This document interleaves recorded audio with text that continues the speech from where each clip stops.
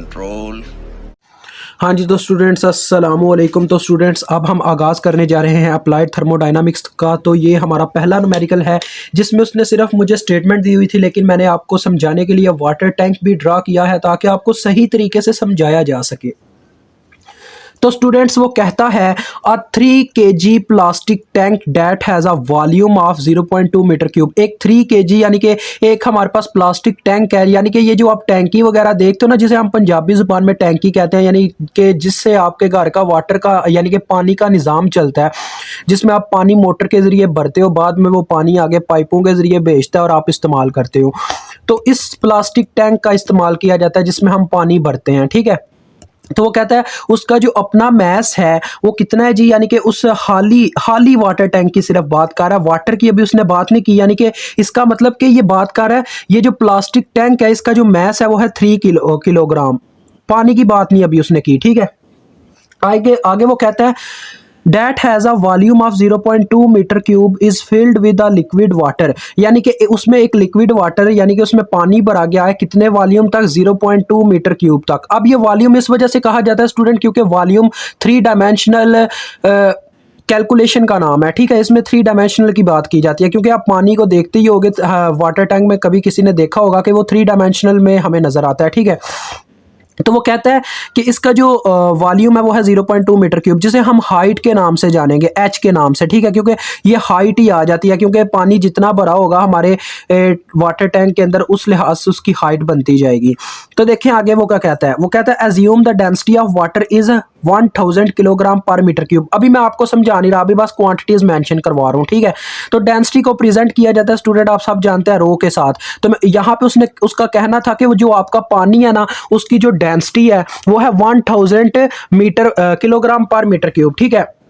उसके वो बाद क्या कहता है, determine the weight of combined system. अब आपने मुझे क्या कहना है जी, वो कहता है मुझे आपने बताना है कि इसका टोटल वेट कितना होगा। यानी कि पहले आपको ये भी पहले क्या था जी, सिर्फ वाटर टैंक का वेट था, फिर होगा पानी का वेट। तो अब इन दोनों को मिला के जो टोटल वेट बनेगा वो हमने उसको मैयर करके देना है। ये है जी हमारा आज का क्वेश्चन। मुझे उम्मीद है अब आपको स्टेटमेंट की टोटली समझ आ गई होगी। अब हम चलते हैं जी क्वेश्चन की मेजरमेंट्स की तरफ।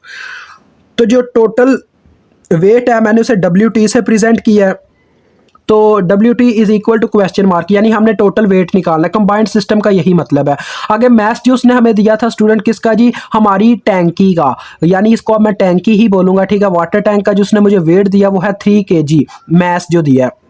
अब मुझे सबसे पहले स्टूडेंट मैंने आपको बताया हमें दो चीज़ों का वेट निकालना होगा, एक इस लिक्विड वाटर का यानी ये जो पानी भरा हुआ है इसका वेट, और दूसरे नंबर पे इस टैंक का वेट निकालना होगा। अब देखो स्टूडेंट ये जो हमारी टैंकी है ना इस पे ग्रेविटेशनल फोर्स इफेक्ट करेगी, पानी पे भी लगेगी ग्रेविटेशनल फोर्स यानी ग्रेविटी, क्योंकि अर्थ पे आपने ये चीज़ तो आप सब जानते होगे अभी तक, जहाँ पे आप जिस लेवल पे आ चुके हो आपका माइंड में ये चीज़ तो सेटल होगी कि हर एक चीज़ पे ग्रेविटी लग रही है, इसी वजह से वो यहाँ पे ज़मीन पे चल सकता है या ज़मीन पे खड़ा है। नहीं तो हवा में, जैसे स्पेस की बात करें तो स्पेस में जब ग्रेविटेशनल फोर्स नहीं होती तो इंसान जो है हवा में जो है मूव करता रहता है।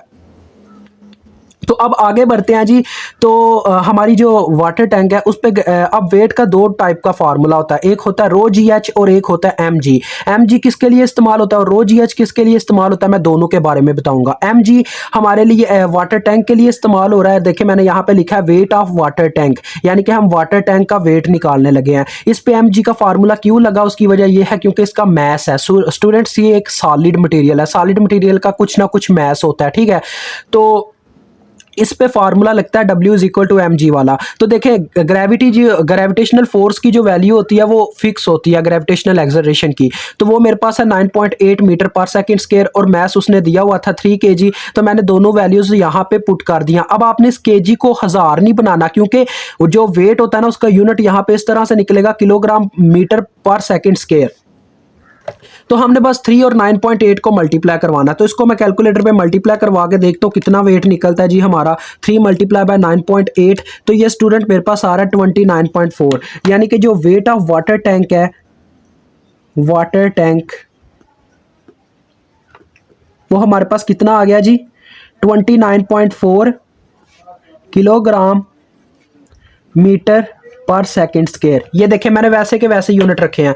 और ये जो किलोग्राम मीटर पर सेकंड स्क्वायर होता है ना, ये न्यूटन के बराबर होता है। वेट को फोर्स भी कहा जाता है, तो लिहाजा 29.4 न्यूटन। ठीक है जी। ये जो किलोग्राम मीटर पर सेकंड स्क्वायर होता है ये 1 न्यूटन के इक्वल होता है, ये चीज़ याद रखिएगा। अब दूसरी चीज़ आ जाती है, हमें इस लिक्विड का भी वेट निकालना है। तो स्टूडेंट इसको मैं ना इस तरह से भी आपको एक मिसाल देता हूँ। देखिए आपने कभी ये फील किया होगा, आपके पास जो खाली शापर होता है, शापर को आप समझो, शापर मीन्स रैप, जिसमें आप चीज़ें डाल के उठा के सामान घर लेके जाते हो। ठीक है, जब वो खाली होता है तो उसका कुछ ना कुछ वेट तो होता है, लेकिन वो बहुत ही ना होने के बराबर होता है, आपको महसूस नहीं होता क्योंकि उस पर ग्रेविटेशनल फोर्स लग रही होती है। लेकिन जब आप उसमें कोई ना कोई सामान ऐड करते हो, जैसे आटा डाला या चावल डाले, कुछ ना कुछ डाला, तो उसका वेट मज़ीद बढ़ जाता है। तो यही चीज़ हमने यहाँ पे फील करनी है कि हमारा वाटर टैंक खाली था, उसमें जब हमने पानी ऐड कर दिया तो टोटल वेट कितना होगा, ये चीज़ उसने हमसे पूछी हुई है। अब मुझे ये जानना होगा कि इस पानी का वेट कितना है। तो इसके लिए मैंने फार्मूला आपको बताया कि लिक्विड के लिए ये रो जी एच क्यों फार्मूला लग रहा है, क्योंकि लिक्विड है, लिक्विड की डेंसिटी होती है, ना कि उसका कोई मैस होता है। ठीक है, दूसरे नंबर पर उसका कोई ना कोई उसने वॉल्यूम कवर किया होता है। इसने कितना वॉल्यूम कवर किया, 0.2 मीटर क्यूब, जिसे हम हाइट भी कह सकते हैं। ठीक है, तो ग्रेविटी तो उस पर लग ही रही है, क्योंकि हर एक चीज पे ग्रेविटी लगती है in the earth, on the earth. तो अब हम इसमें वैल्यूज पुट करेंगे।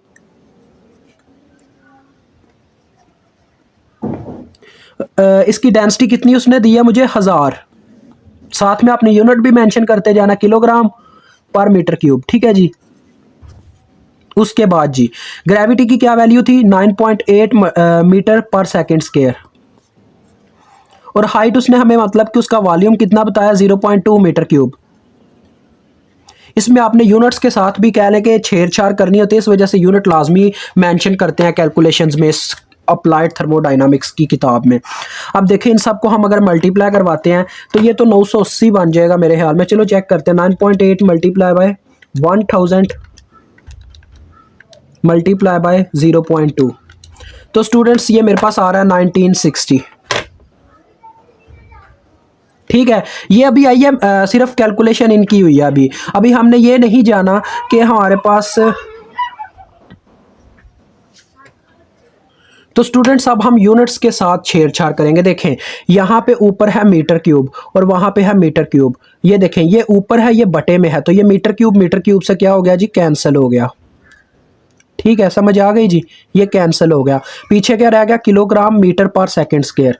तो ये आ गया हमारा किलोग्राम मीटर पर सेकंड स्क्वायर। तो ये अभी हमने देखा था, ये न्यूटन, 1 न्यूटन के इक्वल होता है, यानी इसे हम रिप्लेस कर देंगे 1960 न्यूटन। ठीक हो गया जी, ये आ गया हमारा वेट ऑफ लिक्विड। अब हमने क्या करना है जी, अब हमने टोटल वेट निकालना है, यानी कि हमारे वाटर टैंक में जब पानी ऐड किया गया और अपना जो हमारा वाटर टैंक था उसका भी कोई अपना वेट था, तो टोटल वेट कितना हो गया। टोटल वेट हमें कैसे पता चलेगा, अगर हम लिक्विड के वेट को और वाटर टैंक के वेट को प्लस करेंगे, यानी कि टोटल वेट हमें इस तरह से मिलेगा कंबाइंड सिस्टम का। तो total weight is equal to, इन दोनों को ऐड ही करना है, तो यहाँ पे चले मेंशन तो करते ही हैं, वेट ऑफ वाटर टैंक, यानी कि खाली वाटर टैंक का क्या वेट था, और जब हमने उसमें पानी भर दिया तो तब उसका वेट कितना हो गया। स्टूडेंट्स मुझे पता है यहाँ पे आप कहाँ पे कंफ्यूज होंगे, यहाँ पे मुझे इस चीज़ का तो अंदाज़ा है ही।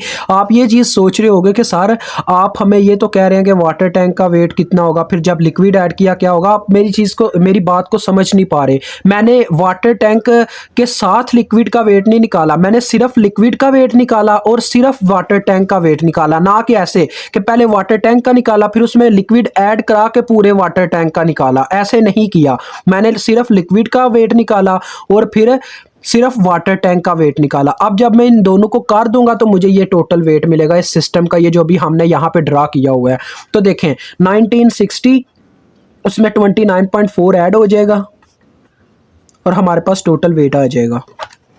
तो इन दोनों को जी ऐड करवाते हैं, तो स्टूडेंट्स हमारे पास वेट आ गया जी 1989.4 न्यूटन। तो ये था जी आज का हमारा क्वेश्चन। मुझे उम्मीद आपको समझ आ गई होगी, ज़्यादा मुश्किल नहीं था, बस थोड़ा कंसेप्चुअल है। तो इसी वजह से मैंने डायाग्राम की मदद ली, क्योंकि स्टूडेंट्स डायाग्राम काफ़ी आपके लिए हेल्पफुल होंगी इस कोर्स में। इस वजह से हम डायाग्राम की हेल्प लेते रहेंगे। तो अभी मैं इजाज़त चाहूँगा। अल्लाह हाफिज़, अस्सलामु अलैकुम।